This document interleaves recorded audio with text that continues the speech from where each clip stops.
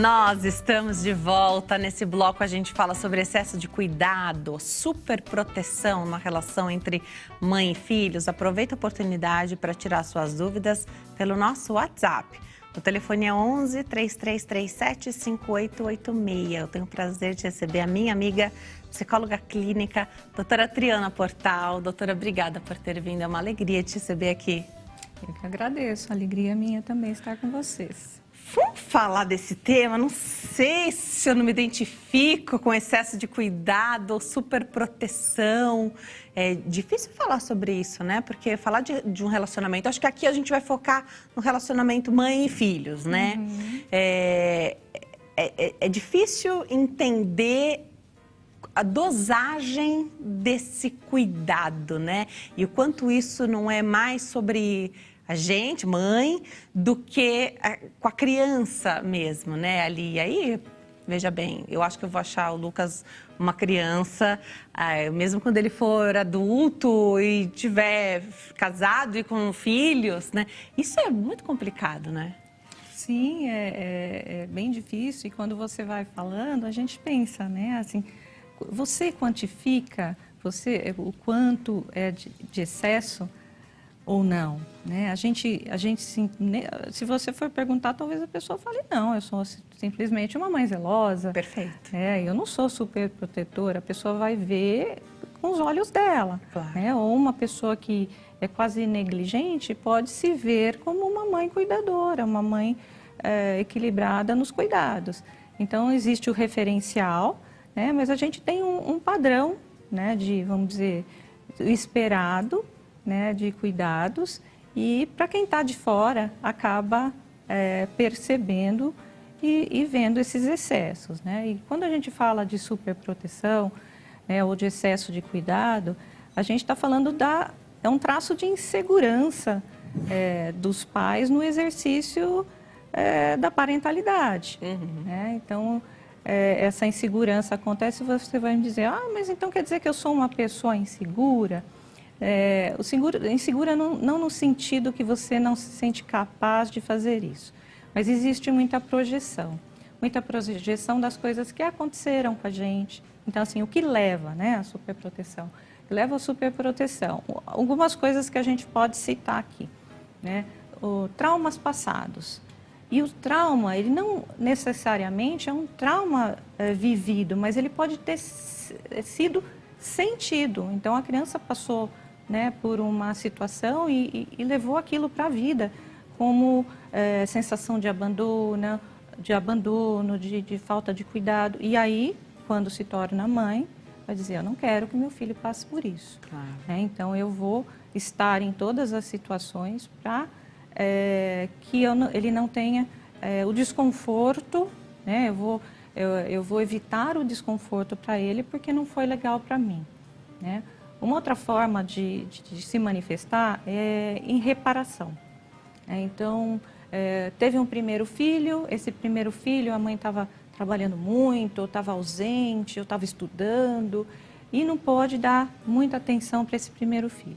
Aí vem esse segundo filho, aí a mãe fala, não, agora eu vou fazer tudo que eu não fiz para o primeiro, eu vou dar para o segundo. Ou às vezes até uma fase da vida, né? Pode acontecer da mãe não poder, nos anos iniciais, estar ali presente, e aí ela fala, não, agora eu preciso reparar para esse filho, né, o que eu não dei quando ele precisou. Então, veja bem, é uma coisa muito mais emocional, esse comportamento, do que real. Porque a gente poderia ir para outro lado e falar, não, porque hoje existem muitos perigos na sociedade, de fato existem, então a gente está vivendo tempos difíceis. Mas aqui, né, que a nossa fala é muito mais porque eu vejo que as emoções, né, e assim a incapacidade ou a dificuldade dessa mãe ou desses pais ou cuidador em gerenciar os seus próprios sentimentos, né? Outra coisa importante, assim, pode ser uma mãe muito crítica, né, ter uma autocrítica muito elevada e exigir muito de si. Então, ela não pode errar. Então, ela faz de tudo, ela está ali presente, porque assim, meu filho não pode cair, filho tem que estar mais bonito na festinha, meu filho não pode sofrer, não pode dizer não para o meu filho. Né? Então, todas as situações, a mãe está ali, né? Em volta, mas não para dar a mão e fazer alguma coisa com o filho, né? Para fazer por ele, né? E para evitar que qualquer frustração atinja essa criança. Outra coisa que a gente pode pensar também são as cobranças sociais. E nasce uma mãe, já vem todo mundo em cima. Olha, porque você não faz isso direito, por que você não faz assim, o certo é isso, você não pode deixar, você não pode fazer. Então, se a pessoa já tem crenças, assim, né, enraizadas de que ela precisa ser assim ou assado, ela vai se cobrar demais. Então, às vezes, vem esse excesso de cuidado para ela não errar. Mas vem mascarado numa coisa que estou protegendo o meu filho, mas assim, eu não posso errar. Para si, né? Então é uma satisfação pessoal. Satisfação, eu acho que é um acalento pessoal, não satisfação para a mãe. E desempenhar aquela coisa do social, para que as pessoas não digam assim, olha, você viu, essa mãe deixa a criança e vai embora, olha, essa mãe não cuida, é negligente, olha, faz pouco, faz muito. Então ela se autorregula, pode se autorregular pelos outros, pelo externo. E aí, assim, não, você precisa ser mais dura, você precisa ser mais compassiva. E aí a mãe vai se regulando no seu exercício parental através do que as pessoas dizem que é certo e errado. Redes sociais, os gurus da internet, né? E não, cada um tem sua vida e cada um tem também o seu temperamento. Então, tem pessoas que têm um temperamento de cuidar mais, em todos os sentidos. Essa pessoa vai cuidar mais da família, do marido, de um pet, ou mesmo dos amigos no trabalho. Então, pode vir como uma característica da pessoa, né? E se acentuar nesse todo dia do criar um filho, né? Porque tem desculpa plausível para vários tipos de excesso hoje, né? No cuidado. Mas não quero deixar meu filho sob os cuidados de ninguém. A gente sabe a quantidade de abusos que acontecem. Então, para evitar, se você ficar com ele às 24 horas, de olho nele, não acontece, né? Se você deixa na festa, hotel, por exemplo, recreação de hotel. Se você deixa, vem a crítica. Se você não deixa, você está privando seu filho daquele momento de conexão com outras pessoas, de aprender a ser liderado por outras pessoas também, né? De estar ali no meio do grupo. Tem certo e errado, a gente precisaria se conhecer para saber que tipo de mãe a gente é e o que a gente suporta também. Então, até aqui eu consigo ir. Não viagem sem mim ainda não faz, porque é uma vida inteira. Hoje a gente, né, as pessoas se casam cada vez mais tarde. Eu mesma fiquei 30 anos com os meus pais, né, da mesma casa, morando ali, a estrutura familiar mais tradicional, né? Enquanto não me casei, não saí de casa. Então, são 30 anos, é muito tempo, né? Antigamente se esperava que seus filhos, aos 18, 20 anos, já fossem cada um tomando o seu rumo ali, né? Inclusive sobre sair de casa também. Hoje essa estrutura também mudou, né? São pessoas mais velhas, morando ali e que podem, porque dependem, ainda estarem sob essa super proteção, né? Então, é bastante tempo. A gente pode pensar na criança, e aí tem mil desculpas e muito plausíveis, mas e o adolescente, e o adulto? Mas você já está na faculdade, pode estudar, mas sair não pode, viajar não pode. O que acontece assim, tem mães que se dedicam demais, por exemplo, você falou de adolescência, né? Então a gente vê muito isso acontecer. Então foi aquela mãe que foi em todas as festinhas, que cuidou, que deixou de trabalhar para cuidar do filho. Quando chega na adolescência, ela interpreta que o filho já está criado e que tudo já foi ensinado e que ele está apto a fazer tudo o que surgir, que ele vai saber se defender, né? É lógico que alguns tipos de educação levam a pessoa a ter, né, mais autonomia e se dar, né, melhor no traquejo social, em se defender do que outras. Mas não é assim, que de repente tem que ser um processo. E o adolescente, ele está ainda em formação, o cérebro, ele termina, né, principalmente a parte dos impulsos, né, de fazer escolhas, né, essa parte do cérebro, ela só finaliza o seu desenvolvimento aos 20, 21 anos.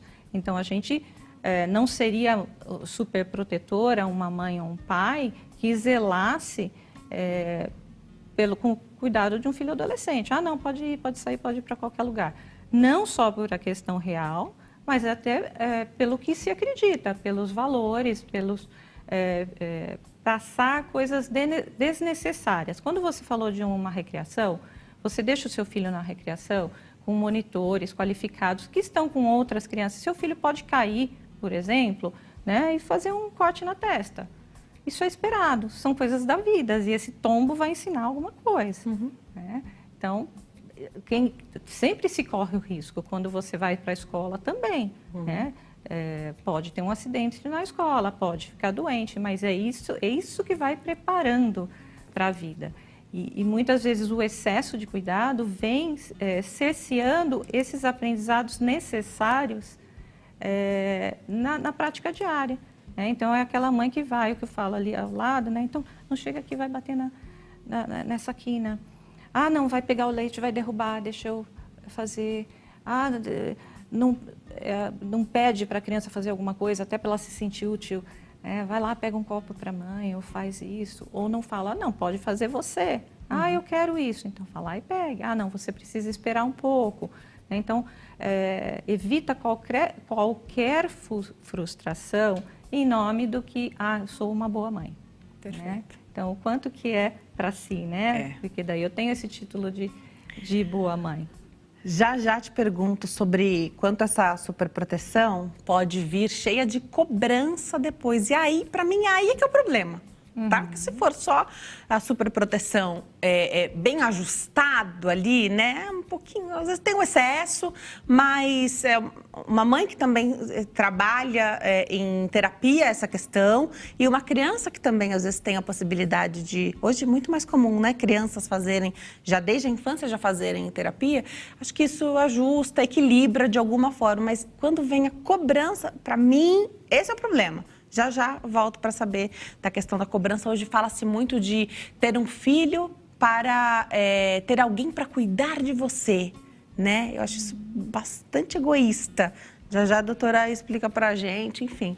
Volto com a doutora Triana Portal para falar sobre excesso de cuidado, a superproteção. Quando vem a cobrança, você acha que aí é um perigo, aí é um problemão, aí tem que tratar? Porque... amar oferecer o amor e não esperar nada em troca, né? E o amor de mãe para com os filhos é muito isso, né? É muito uma doação. Se o filho quiser retribuir, nem tem como, porque o que a gente se propõe a fazer assim de parada de vida, não tem, e a gente faz porque a gente quer fazer, né? Não tem como retribuir isso, não é uma coisa que se espera a retribuição. De amor de modo geral, né? Deveria ser dessa forma. Quando vem a cobrança, é um problema? Olha, dependendo do quanto de cobrança e, né, o quanto de dedicação e doação você tem e se você tem esse pensamento altruísta, como você disse, de que assim, olha... Isso é parte do meu papel e eu não estou fazendo isso para lá na frente eu ter alguém para cuidar de mim. Você fala muito isso, você já ouviu com certeza isso, né? Sim. Então, olha, para quem só tem um filho, cuidado, porque vai ficar só para um esse cuidado. E você só, né? Então você pode ficar meio capenga nesse cuidado, porque só tem um, não tem com quem revezar. Mas a gente não está esperando, eu não estou criando e educando alguém que vai cuidar de mim, né? Acho que não é essa a ideia. Não é essa a ideia, mas né, culturalmente a gente espera né, que exista não essa retribuição, mas essa responsabilidade para com a família, né, para as pessoas que cuidaram da gente. Mas que isso aconteça sem que eu precise dizer, olha, eu dediquei a vida inteira, viu? E aí agora a gente é sua entra vez. até num outro assunto que é o ninho vazio. Então, essa mãe, né, ela muitas vezes perde a identidade de mulher, de profissional, de esposa, e ela se dedica né, plenamente, inteiramente ao papel de mãe. Com o passar do tempo, e quando esse filho começa no processo de independência, vai para a faculdade, vai começar a trabalhar, vai casar, e essa mãe como fica? Ela fala, poxa, mas eu dediquei a minha vida, eu fiz tudo por você, fiz isso e aquilo, e agora, né, eu vou ficar aqui sozinha, quem sou eu? Né? E vai precisar se redescobrir lá na frente. E assim, a chance, né, de depressão, de transtornos de ansiedade, né, é muito grande. Isso lá, pensando lá na frente. Então, a gente fala não só as consequências que vêm para o filho, né, no sentido de desenvolvimento, né, de competências socioemocionais, mas para a mãe. Então, ela se dedicou por muito tempo e ela vai, sim, ter esse momento que lidar, ter a maturidade para lidar, talvez, com um filho não tão generoso quanto ela. Né? E a gente não pode determinar. Interessante que nos dias de hoje a longevidade, né, é maior, então as pessoas estão ficando mais velhas e acontece aí em um momento da vida a parentalidade invertida, que é quando a gente começa a cuidar de quem cuidou da gente. Então, parte da vida é dedicada aos filhos e hoje, mais do que nunca, uma outra parte da vida é dedicada a cuidar de quem cuidou de você. E hoje em dia é mais difícil, porque as pessoas têm, né, uma vida mais corrida. Então, ter uma mãe dentro de casa, trazer uma mãe, um pai doente ou acamado ou velhinho para dentro da sua casa para cuidar, muitas vezes é uma coisa bem complicada. E aí as pessoas falam, mas hoje em dia a gente tem um monte de filho desnaturado que não cuida dos pais, tá? Porque assim a gente vê o crescimento das casas de repouso, mas a gente não pensa que eles estão vivendo mais. Então antigamente as pessoas não chegavam aos 100 anos com tanta facilidade. E com essa longevidade também tem o viver não tão em plenas condições físicas. Hoje em dia a gente tem mais Alzheimer, mais demência precoce, então a gente pensa que esses pais eles vão precisar de mais cuidados do que já se precisou. Mas aí a gente saiu um pouco da questão da mãe, mas existe... Está relacionado. Mas porque... isso também deve ser claro, ensinado, eu acho claro. que através do modelo. Então, você teve um modelo de família que te leva, né, a exercer um tipo de parentalidade que é de mais cuidado. Aí tá tudo bem, né? Você precisa ser afetiva, necessária, presente, e estar ali, ajudada à mão sempre que precisar. Mas aí, o que a mãe precisa fazer, né? A reflexão, de tempos em tempos, ou nas pequenas dicas que um amigo, conselhos, às vezes um parente, um amigo fala, olha, será que não está sendo excessivo? Né? Presta um pouquinho atenção. Ou ela mesma, né? Através de uma terapia e dessa autoanálise, de perceber. É uma coisa real? É um perigo real que o meu filho está correndo?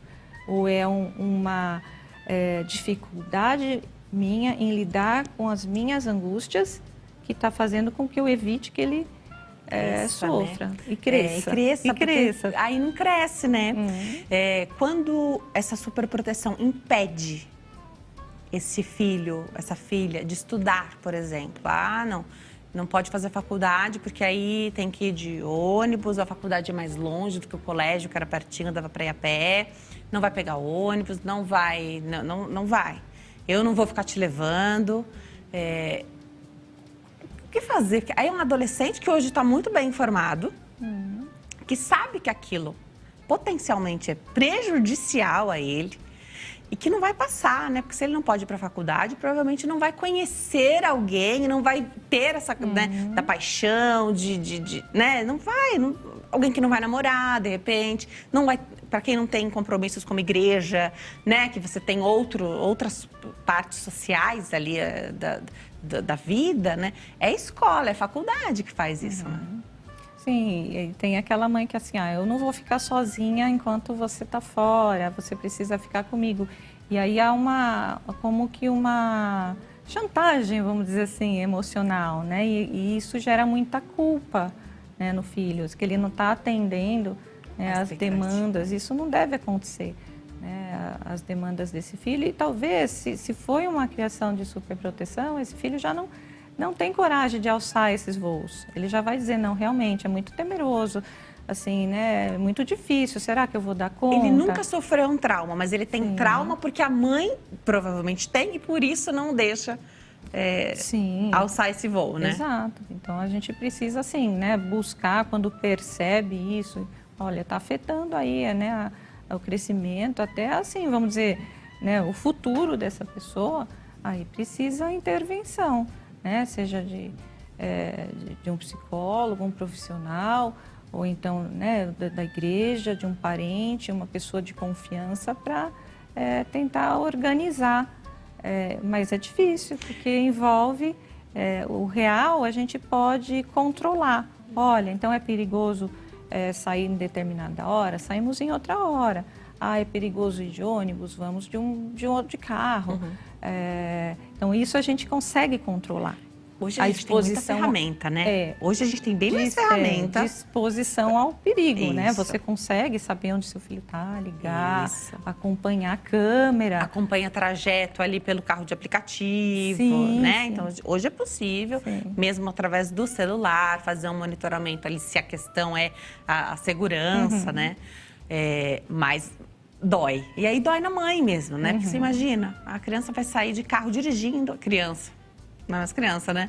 O adolescente pela primeira vez, né? 18 anos, 19, tirou carta, né? Você teve a possibilidade de oferecer um carro a ele.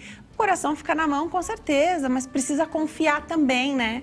Não só confiar, mas aprender a lidar com o seu próprio sentimento. É isso. Então, essa aflição, a gente tem que ter maturidade, né? Até como adultos e cuidadores na posição ali hierárquica de mais experiente de saber lidar com as próprias emoções, né? E não transferir ali para fora, né, para o outro, uma angústia que é da própria pessoa.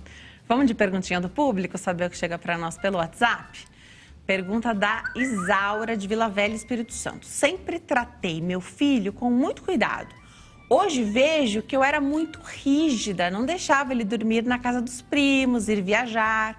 Hoje, adulto, ele me cobra isso, que nunca fiz ele ser independente, mas sempre foi por amor e medo que ainda tenho. Ela não fala a idade dele, né? Mas hoje ele já cobra, né? Hoje, adulto, ele cobra isso. Obrigada, Isaura, pelo seu relato. O caso da Isaura, assim, eu digo, é sempre por amor. A gente erra por amor também, né? Ninguém nasceu sabendo ser mãe, e a gente vai aprendendo isso ali no dia a dia, né? Junto com os filhos. Isso pode acontecer, né? De o filho ele ficar tão sufocado, né? Se sentir tão que chega uma hora que todo aquele cuidado ele quer voar, ele quer fazer tudo o que não pode fazer. Então, assim, dormir na casa dos primos é uma coisa que deve poder, né? Passar as férias na casa, né, de uma tia, não precisa ser de uma pessoa estranha. Conheceu ontem um amiguinho ali do condomínio, não vai dormir na casa, mas se são de pessoas que você está acostumado, é importante deixar. Já aconteceu. Então, agora, e esse filho também, né, a questão de cobrar já foi. A gente, não tem como voltar atrás, né? Talvez ele tenha um ressentimento, aí uma mágoa, mas com o passar do tempo ele também vai entender, principalmente quando ele for pai, né, que esses ressentimentos, né, fazem parte da vida, nenhum pai ou mãe é perfeito. Então as coisas acabam se autorregulando durante a vida, mas talvez ele esteja naquela fase de libertação. Então, eu já não fiquei tanto tempo sem poder né, fazer nada, agora eu quero curtir tudo de uma vez. E olhando para a mãe como se a mãe fosse um algoz, né? Foi ela que me fez passar por tudo isso, sem entender que foi por amor, mesmo que de uma forma aí torta, mas foi por amor. Isso a gente não tem dúvida. No momento certo, quando ele tiver filho, ele vai entender bem mais, vai entender melhor essa questão. De repente, isso vai ter um peso mais suave, né?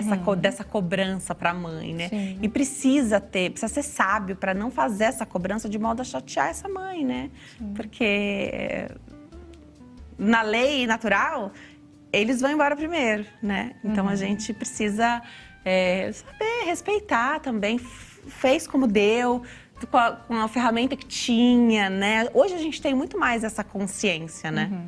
Sim, sem dúvida. Para quem está em casa, participa, ainda dá tempo. A gente tem 8 minutinhos para encerrar, ainda dá tempo. 33375886. Agora, doutora, quando eu falei de cobrança e esse excesso, né? Você falou da síndrome do ninho vazio. E aí isso pega muito mais com as mães de menino, porque se espera, né? O que é esperado? Que o menino fique mais, né? Então, o seu filho, quando se casar, ele vai se achegar muito mais na família da esposa, né? Do que o contrário. Pelo menos isso é bem cultural, é bem isso que a gente fala popularmente, né? Muitos casos acontecem para que a gente possa ver que é muito possível ter, inclusive, a união dessa família maior, né? Tornar uma família enorme, juntando a família do menino com a família da esposa, né? Marido e esposa, uma família grande.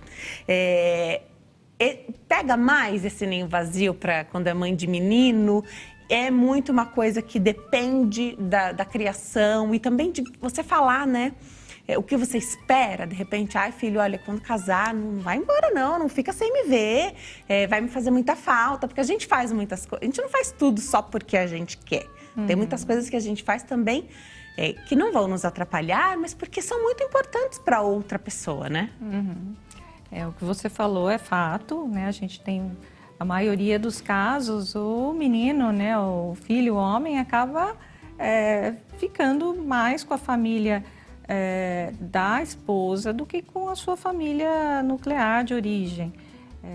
Não que ele deixe de gostar, mas é uma questão de conveniência. Tanto que a avó, tem até um ditado que eu não me lembro agora, mas a avó principal acaba sempre sendo a avó materna, como se a outra não fosse tão querida. Em alguns casos é diferente, às vezes a família da mãe, da esposa mora em outra cidade, aí acaba sendo a família principal, mas são exceções, vamos dizer assim.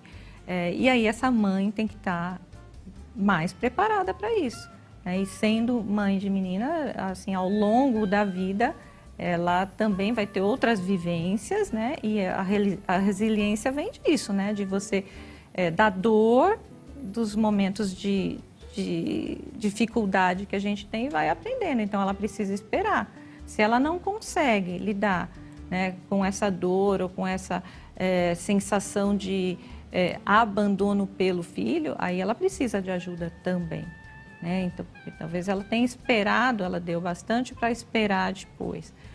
Mas é uma dor da vida, né, de o filho ir embora, e se ele é menino, não necessariamente, mas é muito provável que ele acabe se dedicando, não porque ele não ame aos seus pais, mas porque é assim que acontece a família da esposa. Agora, falando dessa figura da mãe, também é muito responsabilidade dela fazer um ambiente confortável para que essa namorada, noiva e depois esposa do seu filho goste de ficar na sua companhia, né? Isso, olha, excelente. Isso dá tema para uma próxima entrevista. Perfeito, vamos, porque né? eu sou mãe de menino e eu quero ser aquela sogra bem legal. Sim. A sogra, ela tem que, ela vê claro. a mulher do filho como uma pessoa que veio para roubar o filho. Tanto que, às vezes, né, há dissolução do casamento e num segundo casamento, a outra, sempre a sogra gosta mais. Porque a primeira que veio foi a que levou.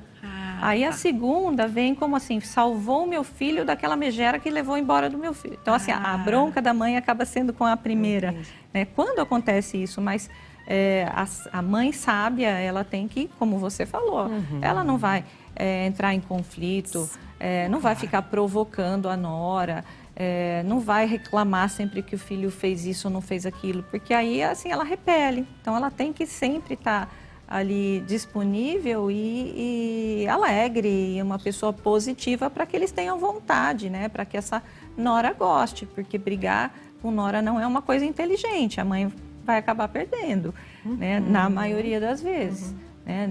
Não estou aqui assim, não é juízo de valor, se é certo ou errado, a gente não é o que a gente está discutindo, mas é como as coisas acontecem. Então, essa mãe ela tem que ter assim a sabedoria de conter os seus impulsos e sentimentos e mágoas para poder ser uma boa sogra e com isso trazer o filho e os netos mais para perto de si.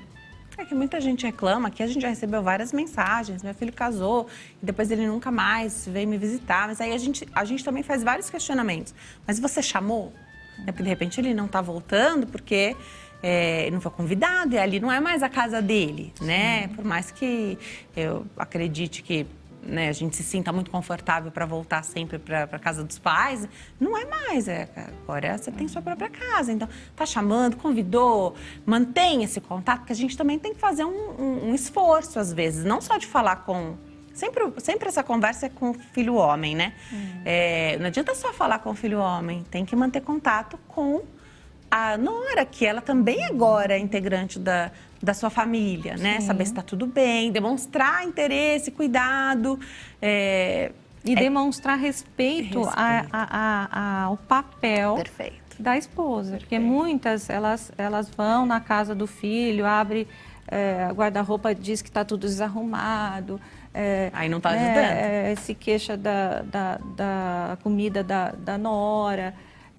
Mas é isso, ela pode, assim, vai ser muito bem recebida se ela ligar para essa nora, por exemplo, para convidar, olha, então ela vai se sentir incluída. Inclusive, eu sempre acho que é mais educado sempre convidar a mulher, a esposa, né? Vai convidar para um almoço, mas o meu filho é ele, não é ela. Você não quer que o casal vá, que essa família esteja lá? Então tem que mandar um convite para ela. Sim. Senão ela vai dizer, mas sua mãe não me convidou. Sim. A fulana pode vir. Não, é diferente, você venha com sua esposa. Com certeza. Completamente diferente. Então, assim, uma nora que ouve, né, venha com a sua esposa, compartilhe com a sua esposa, ela vai se sentir muito mais acolhida e feliz e vai respeitar, né, essa sogra. Muito legal. Vou deixar os contatos da doutora, @Clínica Portal Morumbi no Instagram, Clínica Portal Morumbi. E no YouTube, Portal Triana, você encontra vários vídeos e participações da doutora. Você volta, né? Sim, tô te esperando, sempre. Bom fim de tarde, viu? Adoro te entrevistar e aprender com você. Já temos tema para o próximo, então. Aliás, vários, né? A gente fica por aqui, fique com Deus e a gente se vê amanhã. Tchau!